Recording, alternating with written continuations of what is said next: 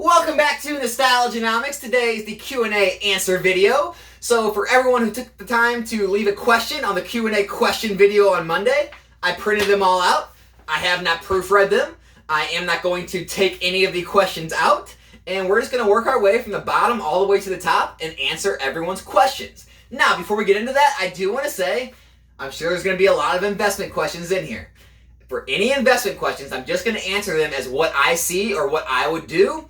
Remember, I'm not a financial advisor. This is not financial advice. Always make your own decisions based on your own research, your own risk tolerance, your own financial situations. With that being said, hey, get some popcorn, maybe get some coffee, depending on what time of day it is, wherever you're at. Sit back, relax. This is going to be a longer video, and I am going to try to answer each one of these questions to the best of my ability, full transparency, 100% truth. Sound good? Let's jump into it. First up, it's going to be Coville. Pokemon is cool or whatever, but bro, let's talk about that shirt. You down with 116? Ah, snap. LOL, I dig it. Yeah, Corville. So, 116, if anyone doesn't know, it's a Christian rap group. Basically, it's started by Lecrae. If you haven't heard of them, he's a Christian rap artist. And basically, it's not any type of corny type, church music. I know a lot of people hear that and they freak out, but no, it's actually really good music. They're really good artists, and basically they're real rappers. They just don't rap about all the crap that you hear in all the mainstream rap songs. So it's good music. If you want to give it a listen, make sure you check it out. I'm sure you'll like it. Let me know if you do. But yeah, that's all 116 is, and yeah, I support them. I wear their merch, and I like their music. So that's all there is to that. Next up is Cygnus Starscream. Ask you anything? I don't know. Okay. How many hot dogs were sold in the 1965 World Series?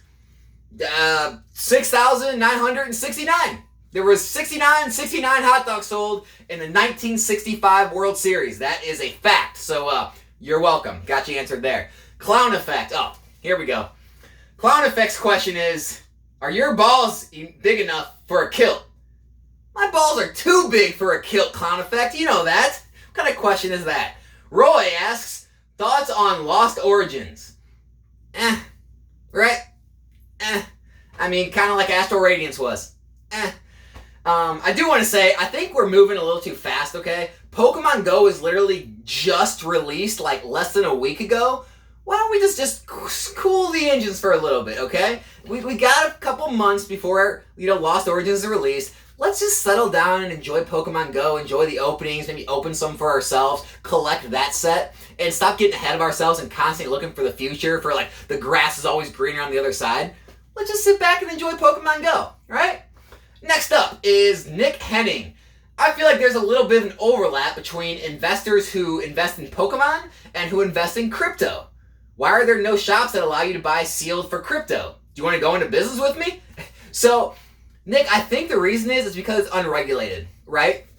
And until they figure out some sort of regulation with crypto that kind of slows down the price swings, I don't think a lot of stores are comfortable doing that because store owners don't want to play the market, right? So they don't want to sell a product for $100 today and then wake up tomorrow and that crypto in their account only be worth $80, right? Because they could go out of business that way. And it's too risky for a retail shop or anyone in retail to accept things like that where the value of it is so dictated by the market turbulence day to day. Whereas the US dollar, even though, yeah, it goes up and down based on inflation, based on, the world currencies, but it doesn't really fluctuate that much, so it's a lot more stable to pay in a dollar because, when you sell a $100 product, you wake up with $100 in your account and it's still worth pretty much the same. So I think that's pretty much the reason. Yeah, if they regulate it and it gets, a little less choppy and because it makes sense and it's worth it, sure, we'll go into business together. That is page number 1. Page number 2. Oliver Nielsen asks, is it a good investment to buy a Celebrations UPC at the price range now, long term? Yes, in my opinion, I think it's still a good price. I know we had a real sharp run up and now it has cooled off and came down a bit, but this happens in any type of investment, okay? It's the same thing that happened during the boom and what we're in now, right? When anything goes up too quickly, whether it be in Pokemon or a stock or anything like that, it always is going to have a cooling off period. The reason is because people will take their profits when those drastic run-ups happen. So the people that got into the low 200s, a lot of those people might have took their profits up where it was close to 400, And then as they start taking the profits and more start selling, other people see the price dropping and then they want to sell because they're afraid they're going to miss out and lose money, and it causes the price to drop more. I think we are in kind of a stabilization period now where it looks like, kind of in the low to mid threes. It looks like it's stabilizing. And I do see more growth in the future. Now, I originally said I think it can get to $500 by the end of the year. I think because of the economy that might not be possible. It still could, but I still see it being a $500 plus product in the future because I don't see it getting reprinted. Full transparency, I did sell some of mine up near those tops because, like I said, I saw the run up and I wanted to realize some gains. But I'm still keeping a large amount of UPCs for the future as well. So I still believe in the UPCs. Trang, yo, how much sealed product in dollars would you hold onto for at least 3 to 5 years? I can't answer that question. I mean, I don't know. If you're a millionaire, I guess you could hold $1 million worth, right? If you're struggling to get by and barely paying your bills, I guess you would want none worth, right? You want to get out of it and pay your bills. So it just depends on your situation, however you feel comfortable, whatever your risk tolerance is, and, how much money you have to allocate to the sealed product without affecting your day-to-day life. I can't answer that question. It's different for everyone. So sorry about that one. 3 RYK. What do you think about Pokemon TCG's demand in the future? How big? And can we compare it to other stuff like Lego? Is it comparable? In my opinion, this is my opinion, I don't think it's comparable to other things because it is the largest, right? It's the biggest. Things like Lego are huge, right? But they're not as big as Pokemon. Things like sports cards and comic books, they're huge collectible areas, but they're not as big as Pokemon cards. And the demand we see for Pokemon is bigger than anything ever has been. The reason is because even the biggest things back when, they were in their heyday, like sports cards or comic books, whatever it may be, they still didn't see as much demand because, one, people spent their money differently back then. They had different things that were important to them. And 2, the population of the world was smaller. So now, with our generation, the generation under us, there's a bigger population that are all coming into Pokemon, which is more demand there. And then 3, it's worldwide, right? So Pokemon is a worldwide phenomenon where a lot of other things are just, kind of US or maybe a few countries or something like that, where I just think Pokemon's a so much broader market. It has so much more demand and it has so much more potential for growth in the demand in the future. And so, I don't see Pokemon's demand being a problem in the future. You're always going to go through, ups and downs, but I think Pokemon's here to stay. Things like Lego, other things, not saying you can't do well in them, not saying they're not going to continue to perform well, but they are always going to be, in my opinion, a smaller market than Pokemon will be.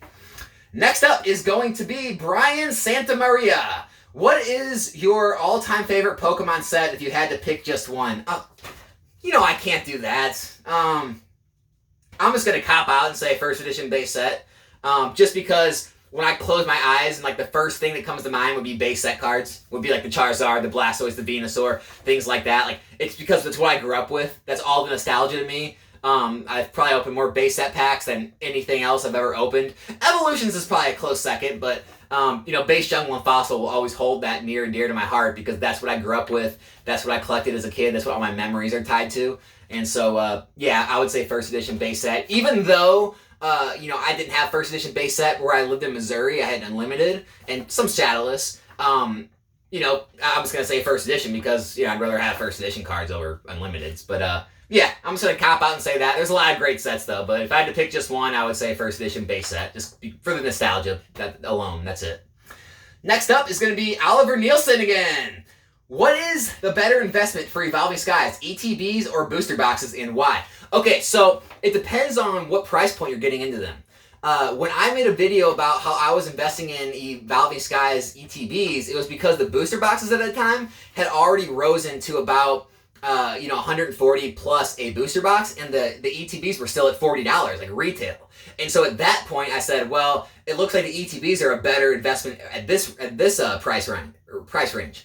Whereas now the ETBs have risen quite a bit, and now the booster boxes are coming back down because the reprint's coming. And so now that might have shifted back to maybe a booster box is a better place to put your money. But every set, every product has to kind of be dissected and seen in its own because we don't know what's going to happen with the reprint. I mean, are they going to reprint booster boxes and ETBs? Because with Vivid Voltage and Darkness Ablaze, they reprinted all those ETBs, but they didn't send another wave of booster boxes. So the booster boxes didn't really see a price fall at the time of the ETB release. Now, they've fallen from their tops, but after all the reprints were released in the market, they didn't fall more based on the reprints. They stayed pretty much the same. And the reason for that is because the product themselves weren't reprinted. So if they don't reprint ETBs and they do just reprint booster boxes for Evolving Skies, I think the ETBs will probably perform better like they used to in the past when they didn't reprint ETBs back in most Sun and Moon and XY sets. But if they keep, the same pattern they've been doing and reprint the ETBs really heavy, then the booster boxes may be better. So just keep that in mind and pay attention to the market and the swings. Next up is going to be Ryan Dawson. Do you think we are entering a junk wax era with all the reprints? No, I do not. I actually just made a video, the previous video on my channel where I responded to a reserved investments video.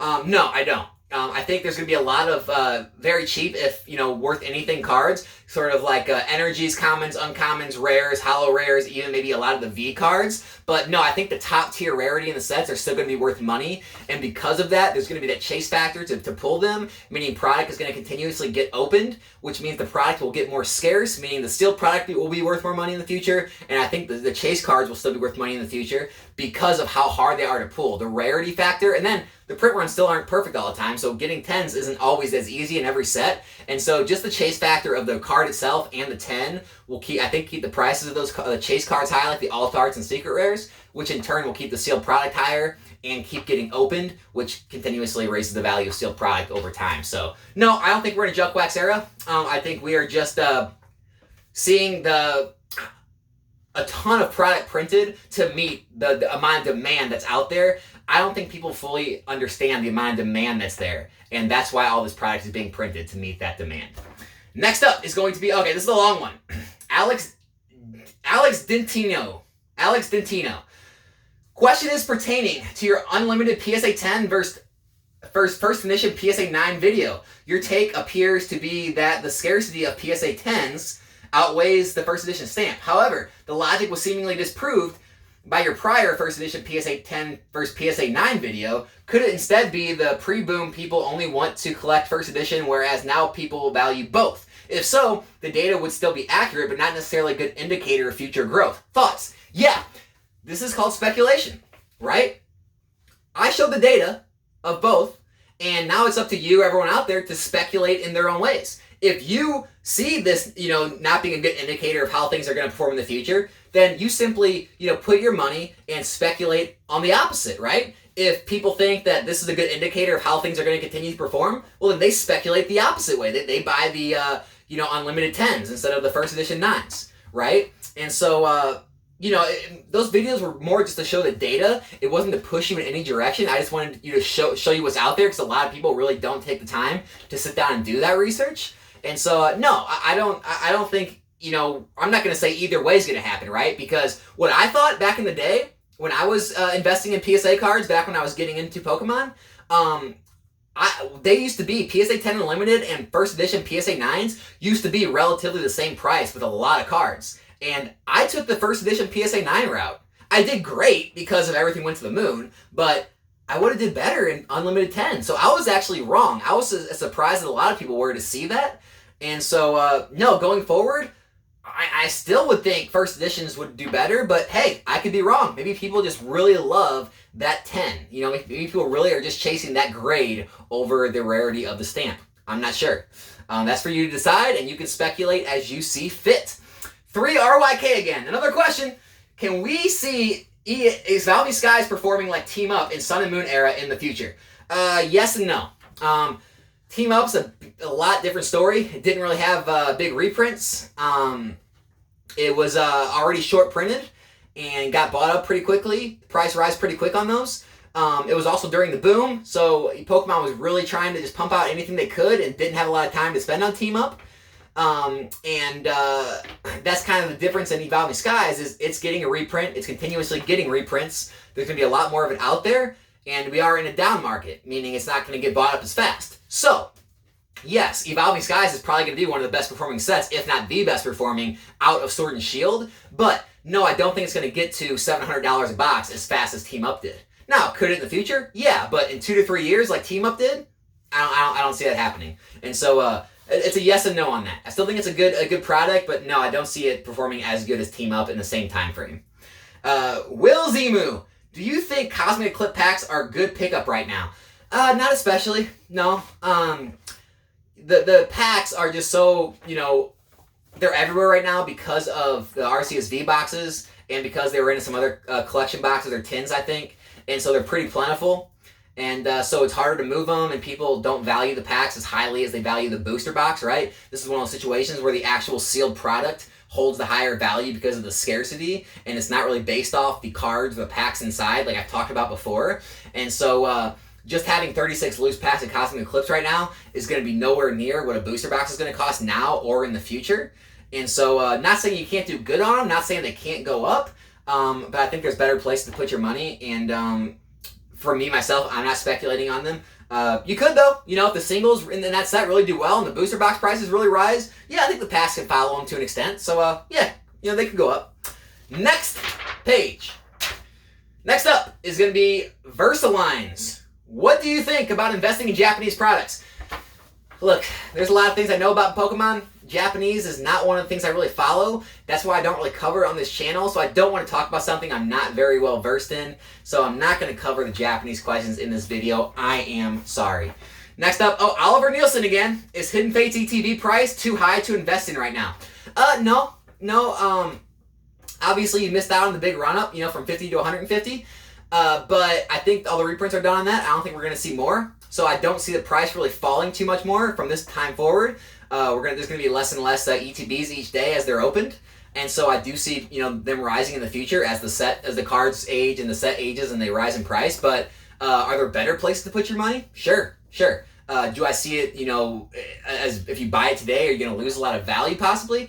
Nah, I wouldn't be too worried about losing a lot of value because it's already kind of stabilized, and like I said, unless we get more product in the market, I can't see anything else that's gonna any other factor that's gonna push it down too much further. So no, I don't think it's a bad investment, but I think there's better ones out there, put it that way. Oliver Nielsen again, what are the best Japanese sets to invest in and why? Again, not gonna cover the Japanese questions, sorry about that, Oliver.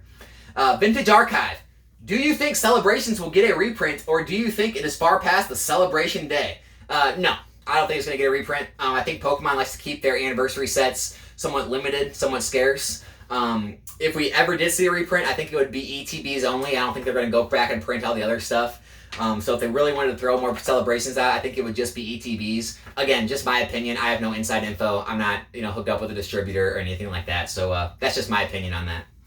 Next up is Solution 66. Do you invest or have interest in any other TCG right now? What are some hobbies, interests you have outside of Pokemon or YouTube? Okay, so no, I don't invest. I wouldn't call I invest in any other TCG.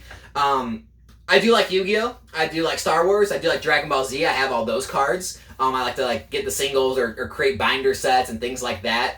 I'm even thinking about getting some sealed product just to have kind of like all the old Yu-Gi-Oh! Blister packs from the first era, which I grew up with. But as far as invest, no, I don't like to invest in things I don't fully understand or want to put all the work and effort into learning everything. So I would say I'm more just spending my money on things like to display or things to have, kind of like, just a collection piece. As far as other hobbies and interests, yeah, so first one, I grew up playing a really high level of hockey. I played AAA level. Some of the tournaments I went to were actually with a lot of people that are in the NHL or have been in the NHL. So I have played at the top levels of hockey. But I never really went for it. I didn't try to make it. I kind of quit after high school. After I was 18, I didn't kind of go on to that next step. I went to college instead and, just kind of moved in a different direction. But I still do play men's leagues. I still not every session, but I do playing sessions from here and there depending on how much time I have in that time of the year. So I still do enjoy playing hockey. Golf, I love golf, play with my friends, play with my family, so I do like to enjoy golf sometimes. And then MMA. So I used to fight. I talked about it before, but I had 3 fights, and I was going to try and make it as a fighter back in the day. And then when I was 21, I ended up having to have back surgery, and I came out of that, and I pretty much just gave it up and said, you know what, it's not worth being my age now and being hobbled or something, trying to make it. And so I did decide to give that up, but I still train today. I still do jiu-jitsu. I still spar, and I help other guys get ready for their fights as they're moving up the amateur and the pro divisions, trying to make it, to the UFC or Bellator or things like that. So I still do train. I still do stay in pretty good shape, but I don't do that anymore. So those are the biggest things I do outside of Pokemon. So other than that, moving on to Christopher Hunter. is the Radiant Eevee box worth keeping sealed? I am. You know, I have them. I am. So, if that tells you anything. George Langlet. Alex, what other investments do you have besides Pokemon? Real estate, stocks, bonds, crypto, metals, and other collectibles, etc.? Right now has potential to make people rich. Food and fuel prices are inflating. Many asset classes, including stocks, bonds, collectibles, are falling in price. Right now, are you keeping your powder dry, holding money as assets fall, or purchasing assets? I've been purchasing. I have been reallocating funds, selling some things, and then moving into other things I feel are doing better. But I have been buying. I'm a big believer in staying somewhat diversified, but not too diversified, right? I don't want to have my money spread out over a whole bunch of areas. I'd rather have them kind of strategically invested in things that I know and that I do believe in, and I do see, future in, and I do see higher than average gains in, right? I know a lot of people on YouTube like to talk about index funds or dividend-paying stocks and mutual funds and things like that. I'm not as big a fan of those, okay, because my risk tolerance is higher. Okay, I'm not very risk adverse. And so I don't have a problem taking higher risks for higher rewards. And so an 8 to 10% a year, it isn't that attractive to me. Even with dividends, it takes a lot. I mean, a lot of money invested to be able to make enough off dividends. Put it this way. If you have $1 million invested, okay, average dividend is somewhere around 3% on companies. So $1 million would only pay you 30 grand a year to own those stocks. As opposed to investing $1 million strategically in other things. I think you can make a lot more than $1 million or than $30,000 a year with $1 million in your trading or your brokerage account, or putting it into other assets like Pokemon or things like that. So I do invest in a lot more single stocks than funds. I do obviously invest in Pokemon, which I see better potential in, and then I guess you could say real estate. I own my house, right? I sold all my collection a couple of years ago. And I took a lot of that money. I bought my house. I updated it, things like that. So I guess that's an investment, although I'm not a real estate investor. Other than that, that's pretty much it. Like I said, I keep it pretty close to home. It's pretty much just Pokemon, just stocks, and I own my home. So I don't get too crazy with the diversification. It really depends on your risk tolerance and kind of how safe you want to be and how risk averse you are. So but that's what I do.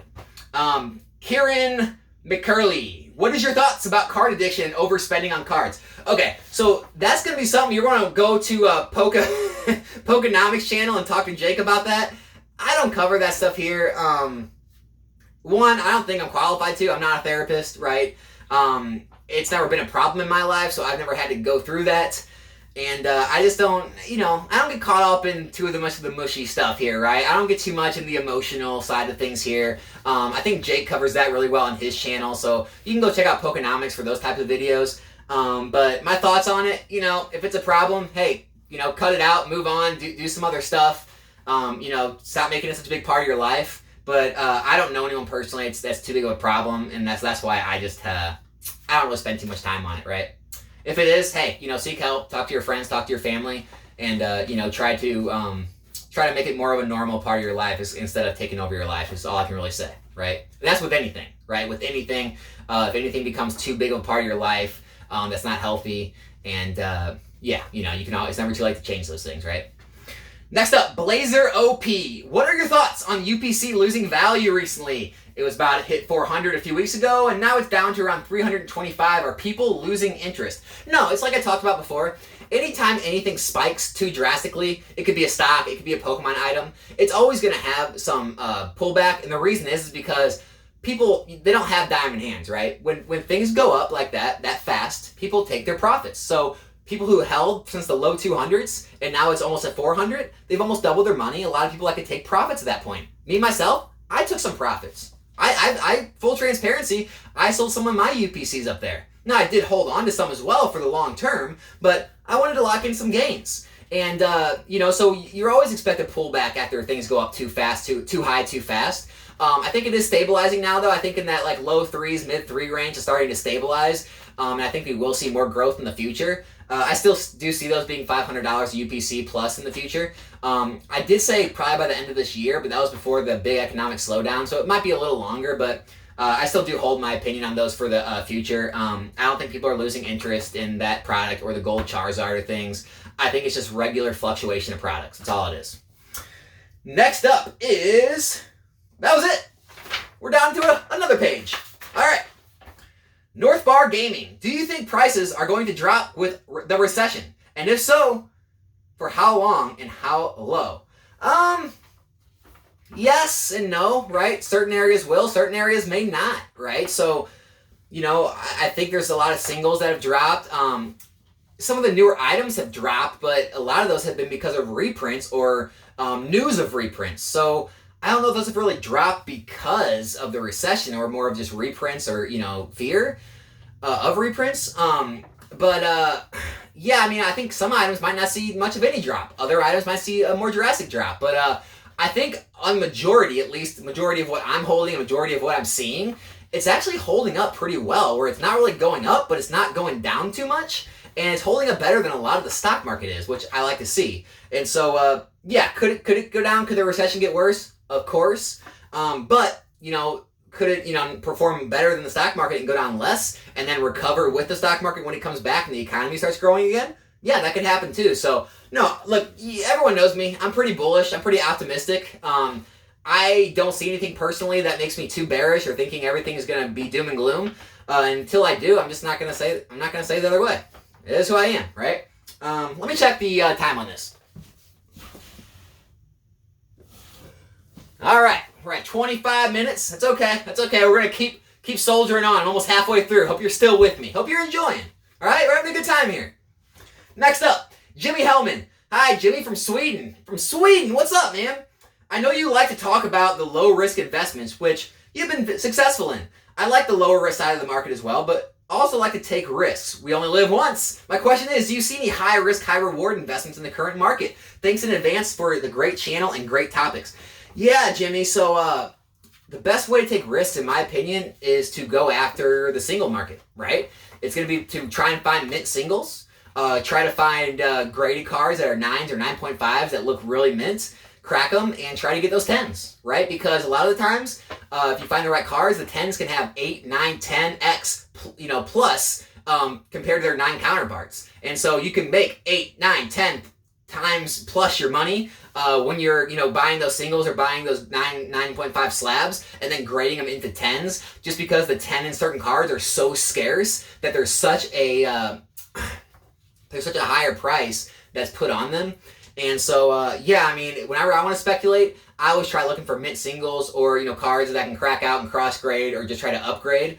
And when you hit those 10s, that's where you hit those home runs. And they can be exponential gains. So that's what I would tell you to do if you really wanted to take some risks. Look for those low pop report 10s and try to find some of those mint singles that you can try to grade and hit them.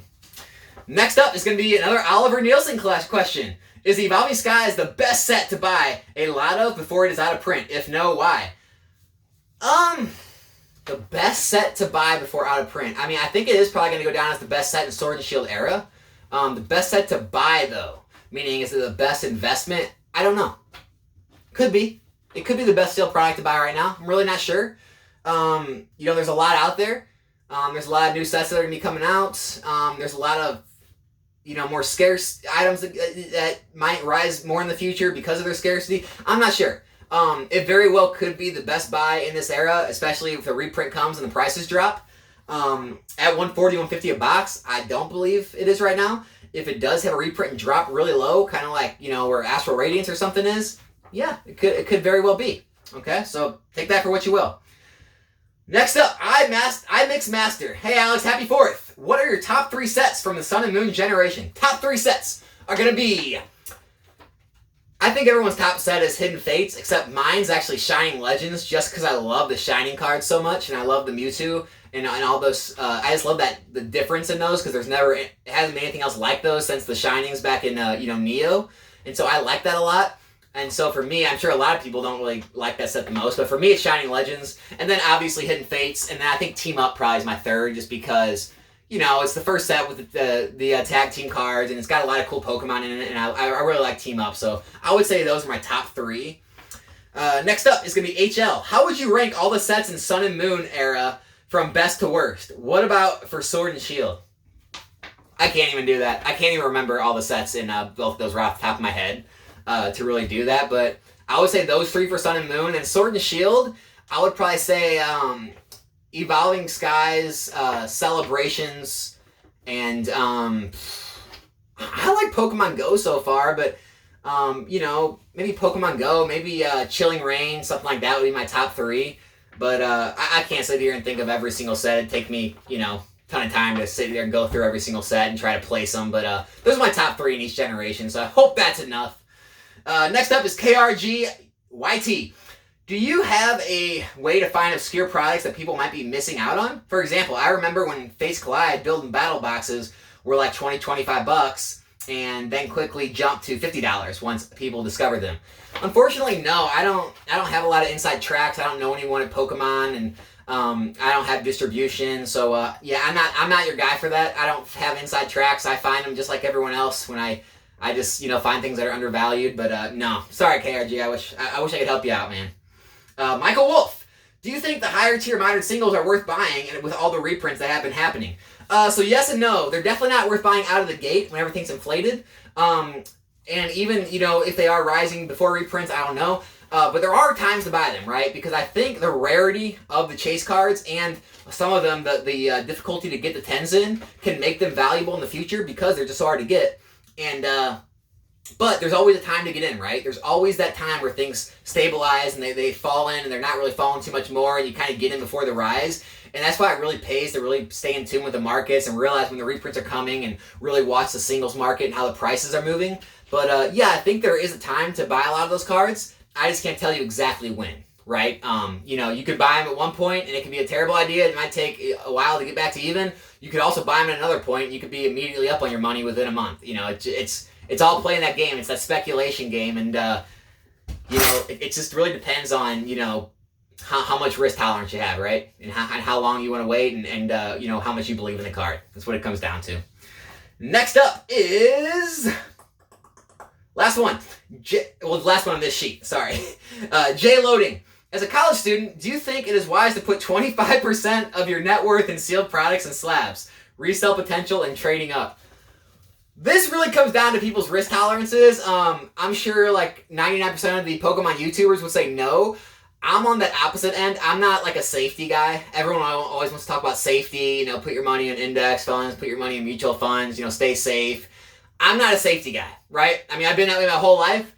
I'm a guy who takes chances. Like, I will, go all in something, and if all goes to hell, and I have to start over, hey, I will. I'll file bankruptcy and start over and build back up. And I've been like that my whole life. I got to the point now where I am a little more cautious because I've kind of worked some things up pretty good in my life. But when I was in my early 20s, definitely when I was in college, I was the risk taker. I would have taken any risk. I would have went for it. If I lost everything, I would have just started back over and built myself back up. So when you're asking me that question, I'd go for it, but for you, it really depends on your risk tolerance and your view for your life and how confident you are that if everything did go to zero, you could start over and get back to where you are. So, hey, higher risk, higher reward, lower risk, lower reward. That's all it comes down to, and that's the end of that page. Next up, BC. Thank you, Alex. Can you give us a better understanding of where you started off and what Pokemon cards sealed collection pieces you sold to get where you are today? What Pokemon products do you think are the best to buy right now in the near future? Thank you, BC. Yeah, so I talked about it before, but I started off... Hold on, let me check the video one more time. We're still going. Okay, so I started off just collecting the old Wizards of the Coast sets, and then when I started kind of investing, I moved into buying, more like collection investment hybrid type stuff. Like I bought all the WotC theme decks and like all the obscure ones, like the Shadowless ones from base set, like the Tempest and Thunderstorm, like all the theme decks from WotC.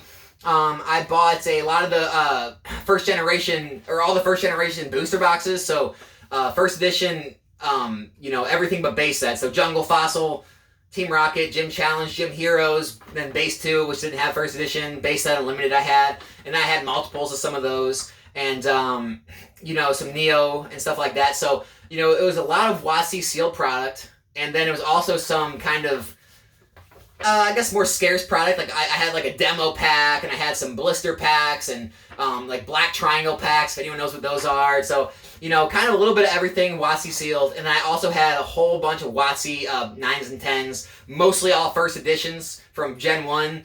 Some of Gen 2, some of, unlimited 10s, but that's pretty much the bulk of what I had back then. And like I said, sold pretty much all of that off because into the hype, into the boom, it became life-changing money. Like I said, I've seen how other markets work. I knew we were in for a crash, so I got out of a lot of it. I did make a good amount off Modern too, but that kind of came in near the end. And then, just for lack of better words, got lucky that within the first couple of years I owned that stuff, everything took off and went to the moon. But, I did start investing in Modern back then with like Evolutions, Burning Shadows, Shining Legends, things like that. Yeah, so what I see now, what I talk about on this channel is what I see now. I mean, I like Modern Sealed. Why is that? Because the entry point, right? The entry point's so low and there's so much upside potential, whereas a lot of the WotC stuff, even the graded cards or the sealed product, they've already seen a lot of their most intense growth. And so, although they might hold value, although they might grow slowly in the future, I just see a lot more intense growth in a lot of the Modern stuff, whether it be sealed or whether it be singles, like I said, getting the mint cards, grading them. I think there's a lot of more opportunity in Modern because it hasn't seen its growth yet. It hasn't went through its intense growth stage like a lot of the vintage stuff has, and now a lot of that's leveled off and it's kind of more of you could call it safer investment, but you're just not going to see those massive returns that you could see in Modern. So that's where I'm at on that stuff. Hope that helps. John Hauser, I personally think the Pokemon Go set is a big flop, and Elite Trainer boxes aren't as investable as other sets, like, say, Evolving Skies, Brilliant Stars, etc. Thoughts? Yeah, we're on different sides. I still like Pokemon Go. I actually just looked up the other day, yesterday, or maybe earlier today. Pokemon Go, actually, if you just look at eBay and TCG Player, just those two sites, so not Amazon, not, Troll and Toad, not StockX, not all the local card shops and all the local card websites, just eBay and TCG Player, there were 8 cases sold on TCG Player. There were another 84 boxes sold on TCG Player. And then there was like 88 boxes sold on eBay of ETBs. All in one day. Okay? So you're talking about what is that? Close to 300 cases of ETBs sold in one day. So that's how popular this Pokemon Go set is, okay? I know a lot of people in the kind of Pokemon YouTube space or investing space, kind of see it as lackluster. But that doesn't seem to be the case with the fans, right? I mean, all the people that tune into PokeRev's openings when he crossed 100 million, and people are buying this product. People are opening this product. People actually like this product, and I think it's kind of opposite of what you hear. So no, I actually do see a future in that. And if it keeps moving that fast, if 250, 300 cases of this keep moving a day, we're going to see those prices go up pretty drastically, because even though the supply is huge, that's going to get sold out pretty quickly if that keeps happening. So just pay attention to that. But hey, I could be wrong, and you may be right, and I may look like an idiot. So we'll see what happens. Louis Reyes. So hey, I just started investing a little while back, and I'm really on a budget right now. So the question is, which do you think is better investment, the Evolving Skies ETB case or the booster box case, or the EV Heroes booster box? Well, EV Heroes, like I said, I'm not really into Japanese product. I don't know a lot about it, so I can't really answer that question. But as far as the Evolving Skies ETB case or the booster box case, I think the ETBs were a better investment, but they've risen in value now, and they're kind of higher. The booster boxes are coming down in price because of the reprint coming, so I think the booster boxes after this reprint might actually be a better buy if they drop enough than the ETB case. So in my opinion, I would go after the booster box case at this point. Next up is going to be Scalper 91. Do you think PSA 9 is worth investing in when it comes to the first editions, base set, fossil, jungle, or only the 10s? Scalper 91, go watch my video on this channel. I think it's 3 videos ago where I actually did the data comparison of PSA 10 and PSA 9 first edition WotC cards from back in 2017 all the way through the boom, and then now after the cool off stage, and the 9s actually outperform the 10s most of the time. I don't know if that's going to continue in the future, but that's been what's happening. The 9s have been outperforming a lot of the 10s, so take that information for what you will. Michael Duck, am I wrong in thinking that Japanese collecting and investing is about to take off? I've noticed it's gained a lot of popularity since VMAX Climax, but it's still relatively cheap. Your thoughts? Again, maybe someone would be really successful if they started a Japanese Pokemon channel, because I'm just not your guy. I don't know a lot about Japanese. I don't follow it. There's only so much time in a day. It just doesn't hit me the right way. Like, I don't have a lot of intense feelings or passion for Japanese stuff, and so I'm just not your guy on that. But yeah, it definitely could be rising in popularity, and maybe someone's going to create a Japanese channel and it's going to take off because everyone's going to flock to it because of all these Japanese Pokemon questions I'm getting. I don't know. Just judging from all these comments, it seems like it is getting more popular because everyone's talking about it. So take that for what you will. Eddie Montiel, with those that have the disposable income, should we be investing more now than that the market's down to have more when things pick back up? Or what type of product should we be focusing on? Thanks a lot. Eddie, I mean, again, I'm not a financial advisor. This is not financial advice. But most financial advisors, they advise their customers, their clients, to invest more into down markets, whether it be in real estate, whether it be in the stock market. You could say the same thing for Pokemon. If you believe in something for the long term, for the future, if you believe it's going to recover, if that's how you want to invest, that's how you want to speculate, then obviously it's better to buy when things are lower because you can get the same exact thing that used to cost more now for less. And if you still believe in the same track record it's going to have in the future, then obviously it's a good buy. Now, if you're kind of wishy-washy, you're not too sure, hey, may not be the right thing for you to do. So, good luck with what you choose. I can't make that decision for you. Elvis, we got Elvis in the house. What's your take on Burning Shadows? I find it odd the single packs are still this cheap compared to other sets in Sun and Moon. So the deal with Burning Shadows is it's the Charizard, right? Like, that's what everyone's chasing, is just that one Charizard card. The rest of the set isn't too sought after, and so it's so hard to pull that Charizard, meaning a lot of people really just aren't opening the packs and aren't chasing it because of how hard it is to hit, and there's not really anything else in the set they want, and so I think that's the reason it's a little lackluster in price. It could be an opportunity. Maybe if the Charizard continues to take off and people really want it and they really want to, kind of experience that gamble and that chase in the future, the boxes could keep rising. But I think that's what it is. It's because it's not as deep of a set. It's not as wide of a set as some of the other sets like Evolving Skies. And there's just not as many hits in it that people are wanting to chase besides that Rainbow Charizard. So that's the best way I can describe it for you. Last one on this sheet, Pika Pika. What's up, Pika Pika? I know you're always in here. Any thoughts on possible, I think he meant, impact of PTCG being printed even more in the future as discussed in Reserved Investments' recent Pokemon and mass-produced stupidity video? Yeah, so I've responded to Reserved Investments in the last video. You can watch that. I don't think it's a matter of how much Pokemon's printing. Pokemon is going to print to the demand that they see. Just because the printing numbers are going up, it is not always a bad thing, right? Because the demand's going up. It's becoming more worldwide. More people are buying more product than ever. Let me say that again. More people, the population's bigger now, so more people are buying more products. So not just a few packs at a time, they're buying booster boxes at a time. So they're buying more product now than ever, okay? So us as I'm not a parent, I don't have kids, but my generation now, a lot of us have kids.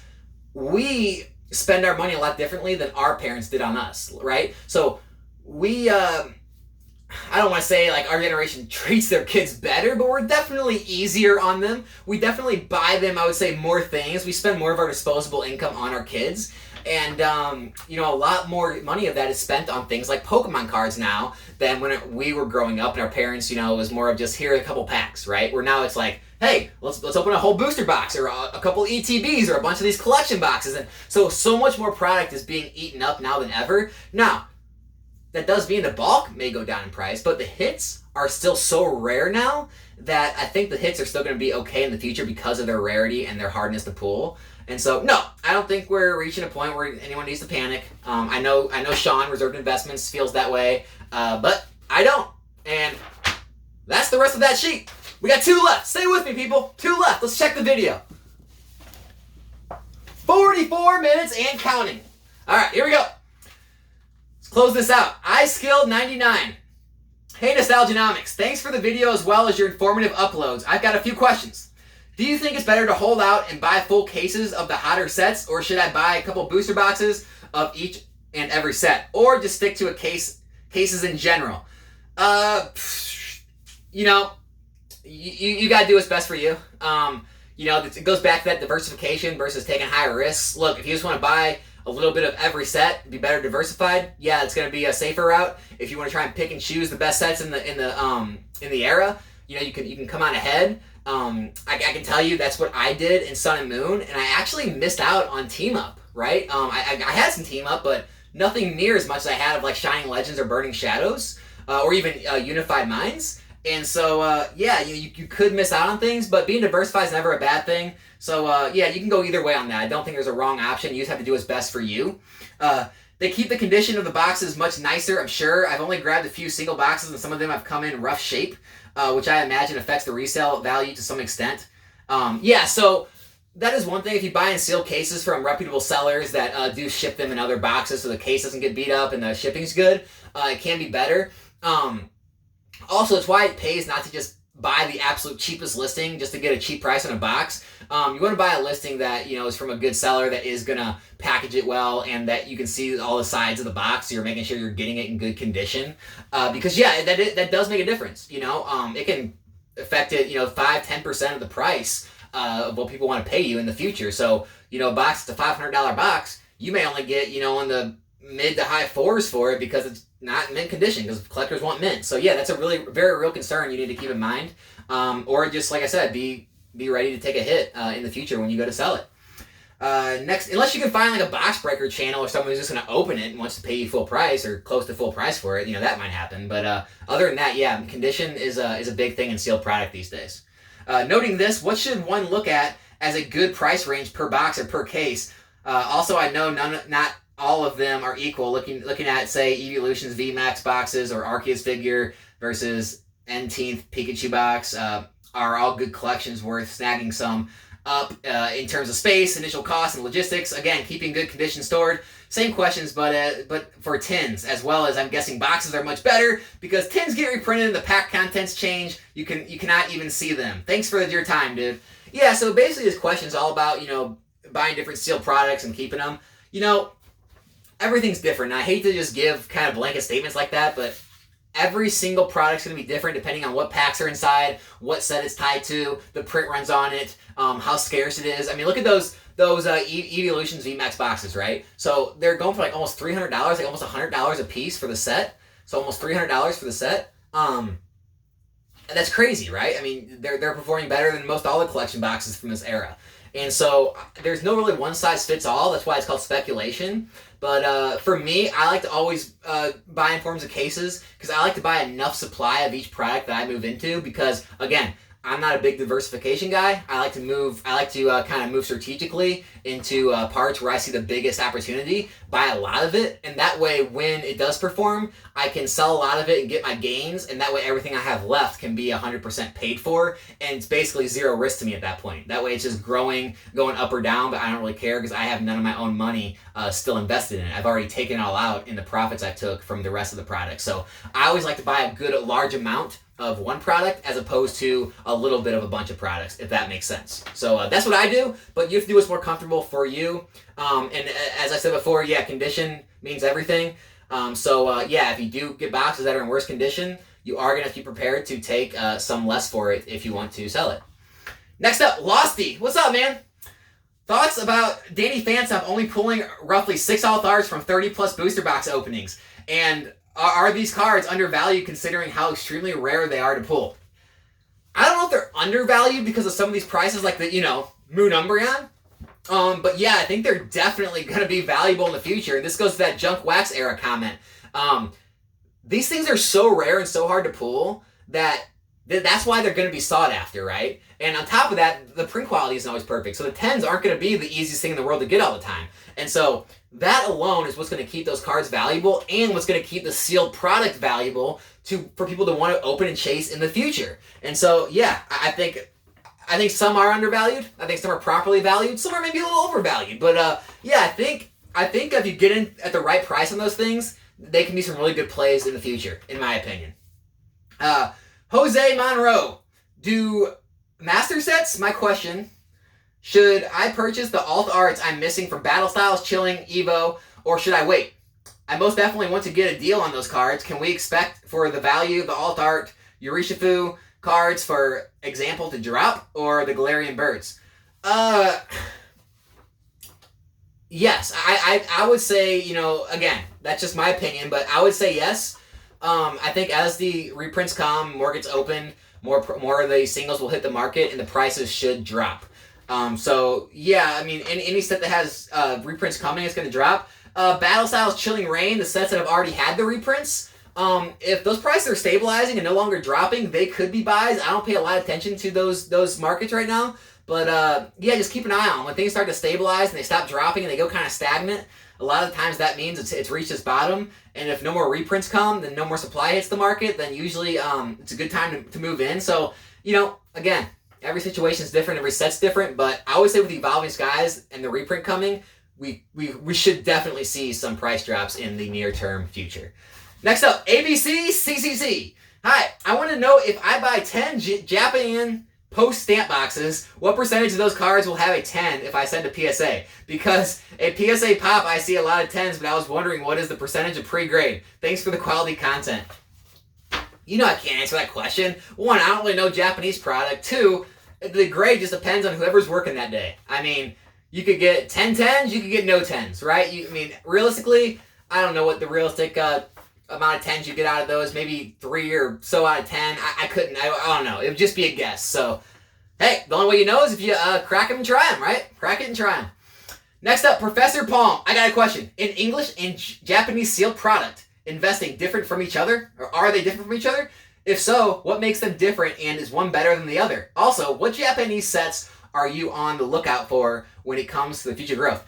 Sorry, guys. You know what? Someone really needs to create a Japanese Pokemon channel, because I don't even know what number question this is that asks me about Japanese product. It seems like everyone's on that bandwagon, so I guess it is a good market to get involved in. But again, I don't know the Japanese market, so I can't tell you which one's a better investment. I'm sorry about that.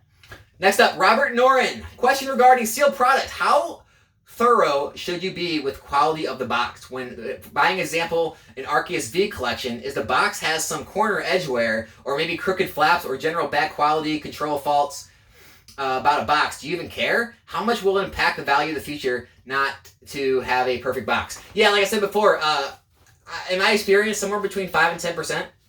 So you're usually going to take a 5 to 10% hit on the way out if you have damaged boxes. Just the way it is, people want mint things, right? Every collector wants their items to be as mint as possible, and if they can get the same thing mint, why would they pay?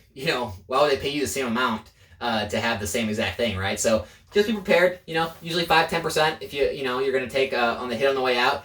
Hey, if you get lucky and find the right buyer, maybe you can get just as much, but that's a good rule of thumb. And now we are down to the last sheet. Last sheet. First up, let me check one last time. We're still going, 52 minutes in. Hope you're all with me. Hope you're having a good time. All right, Mitch Cove 28. I don't know if this is something you look into. What's your experience with pull rates on certain products? A lot of people say 3-pack blisters, but I just wanted to see your opinion on that. Thanks for the great content. Yeah, I'm not a big pack opener these days, and so someone like Danny Phantom or someone like that who opens tons and tons of product, or maybe like a Pokerev, would be able to, or even a Leonhardt maybe, would be able to tell you a lot more on those. But I don't open enough product or pay attention enough to really let you know the pull rates. But yeah, I have heard that same thing. The 3-pack blisters can be good. So sorry I couldn't help you out. Maybe ask one of those guys and they can give you an answer. Lily Lanzo YT. I've been buying sealed for the past few months, and I have to say singles have piqued my interest. How do you feel about promo cards? Majority of Black Star promos are based on the most popular Pokemons and are scarce. Do you think scarcity would be enough for them to rise in the price? Since rarity is not there, what about quality? They're packaged like S.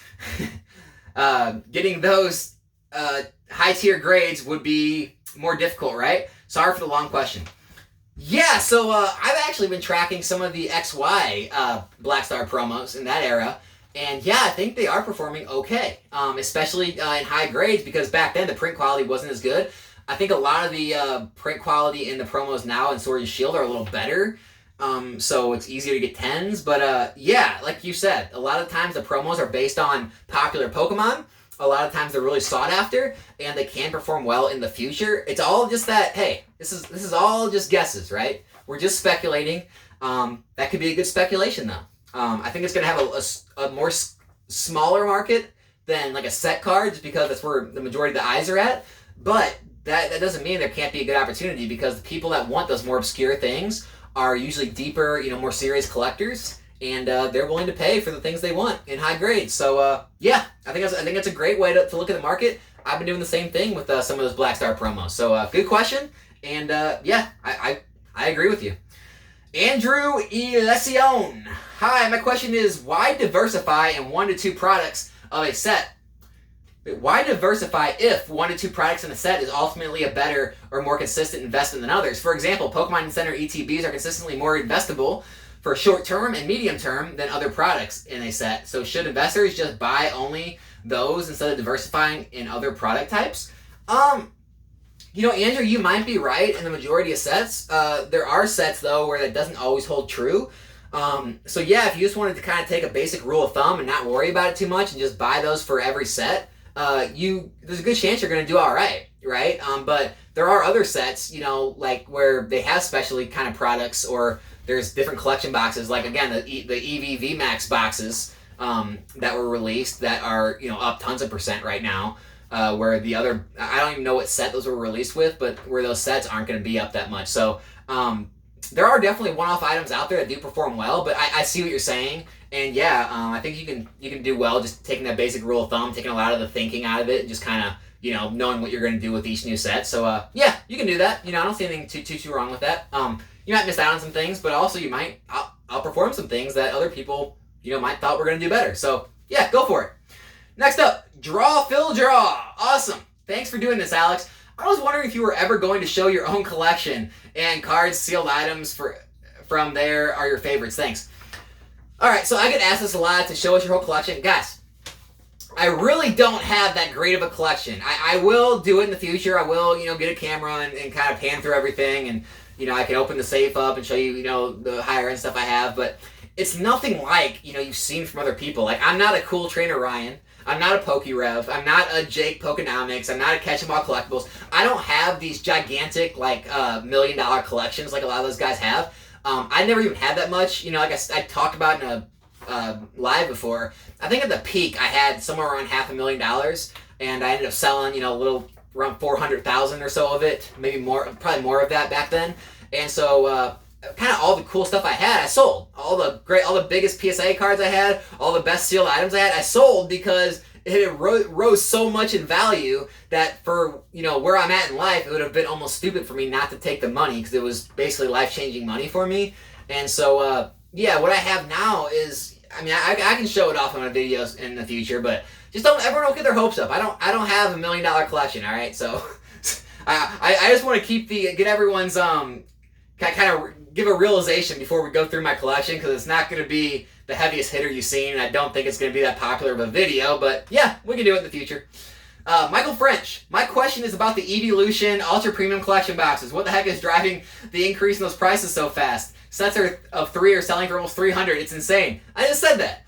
Luckily, we purchased a bunch of these at MSRP, but it's very tempting to sell, doubling money even after fees and shipping. Yeah, so that's where I like to have a whole bunch of one product. So, if I were to move into those, I would have liked to buy, multiple cases worth. So right now you could sell out and take your profits until you were, down to, whatever you wanted to keep long term, and make sure you had all of your money back out of it, and where you had zero liability in that product anymore. And then you can just put it on the shelf and hold it long term and see what happens, because you have no risk left. So that's what I usually do on those. So I would say, from my opinion, what I would do, if you have enough of those items, maybe sell some, take your profits, and keep the rest for long term at no risk to you. So that's my best thing to say. But yeah, those are insane. They could keep going, or we could see kind of the same thing that happened with the Ultra Premium collections, where they did fall off after that really intense price spike. And so just be careful. They could fall after kind of the euphoria runs out and wears off. So we've reached the last question of the Q&A. Thanks everyone for sticking with me. Here we go. Austin Caps. I see you're heavily caught up in Modern, but what about Vintage? Sealed base set pack, Shadowless Charizard, Legendary cards, Zap themed decks, etc. Would love to hear your take on Vintage items you think will do well in the long haul. Also, anything that's not TCG related, if you bought one of the first skateboards, from the 2 years ago on the Pokemon Center, you'd be up a ton. Charizard board retailed for $250 and is now $2,000. Can you invest in other areas of Pokemon other than TCG? Awesome, you can invest in anything. Anything you see value in that you think is undervalued, you can buy today and then sell for more later. That's an investment, right? If you see value in it and you see growth potential, buy it and hold it. You know, that's what speculating is. As far as vintage, hey, I started out with vintage. All right, I had all that stuff. Let's see, I had a Shadowless Charizard. I had a first edition Shadowless Charizard. I had a legendary card. I had Zap. I had the Zap theme deck. I had sealed base set packs. I had everything you listed. So yeah, I used to love all that. Why I don't own that stuff now? It's because it's not that I don't see potential in it. It's not that I don't see it performing still. I just don't see it performing as good as other products that are out there, right? As, you know, some modern sealed stuff or other, you know, cards that I think are undervalued or haven't seen those intense price rises that vintage has already seen. Because a lot of times after the most intense price rises, they kind of level off and see that stable growth over the years. You see the same thing in stocks, right? And that's why you can make the most with more of those risky stocks, and you kind of have that more stable growth in more of those dividend-paying stocks. And so, you know, that's where I like to try and focus on is the more speculative stuff, but still have somewhat level of safety because of the entry point. But yeah, I mean, there's always going to be interest in that stuff. There's always going to be, you know, draw to the first generation, the base set packs, the old theme decks. Can it still grow? Of course it can still grow. It's just at this point in my life, I've owned a lot of that stuff, and I'm really trying to focus on things that I see the most growth potential in, and I just don't see it there right now for the time being. But that's just me. If you like it, if you see the growth, you go for it, just like if you did with those skateboards, you did amazing. So with that being said, that is the Q&A. I hope everyone enjoyed it. I hope everyone's question got answered in the way you wanted it, or at least you got an answer and you can do with it what you will. Thanks so much for everyone for continuing to support the channel, and I hope you continue to come back. Hope you continue to leave comments, and I hope you continue to like the videos.